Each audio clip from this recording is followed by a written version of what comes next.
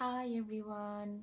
আজকে আমি খুবই ইজি একটা ওয়েতে রামেন বানায় দেখাবো। সেটা হচ্ছে কোরিয়ান সুপার স্পাইসি যে নুডলস আছে সেটা দিয়েই আপনারা জাস্ট 15 to 10 মিনিটসের মধ্যে একটু রামেন বানিয়ে ফেলতে পারবেন।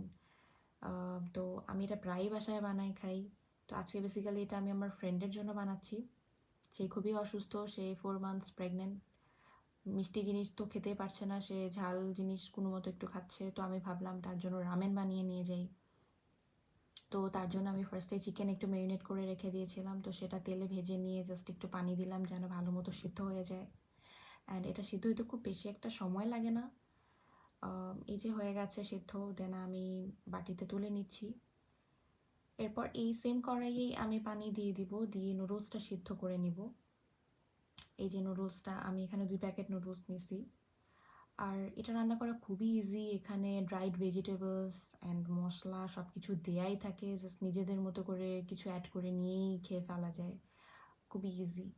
এই যে এখানে আমি ভেজিটেবলসগুলো দিয়ে দিলাম, দিয়ে এখন কিছুক্ষণ সেদ্ধ করব।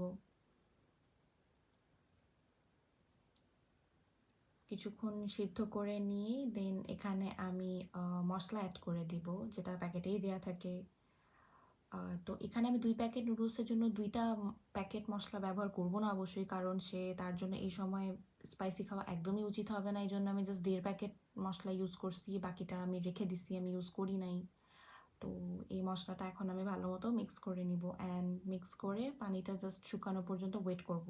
বাট আমরা খুব বেশি ড্রাই করব না, অ্যান্ড খুব বেশি সুপিও রাখবো না। এটা জাস্ট হালকা একটু লিকুইডই রাখবো, দ্যাটস ইট। হ্যাঁ, ঠিক এইভাবে আসলেই আমি আর রান্না করব না। এরকম থাকলেই হয়ে যাবে just perfect ramen. And then আমি এটা বাটিতে তুলে ফেলবো। রামেন আমাদের অলমোস্ট কমপ্লিট। অ্যান্ড এখানে আমি আগে থেকে ডিম সিদ্ধ করে রাখছিলাম, সেটা কেটে দিয়েছি। অ্যান্ড চিকেনগুলো উপরে জাস্ট একটু দিয়ে দিলাম।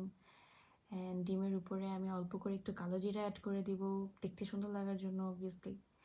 অ্যান্ড আমাদের রামেন রেডি। তো এটা এখন আমি নিয়ে যাচ্ছি আমার ফ্রেন্ডের বাসায়। টাটা, আল্লাহ হাফেজ।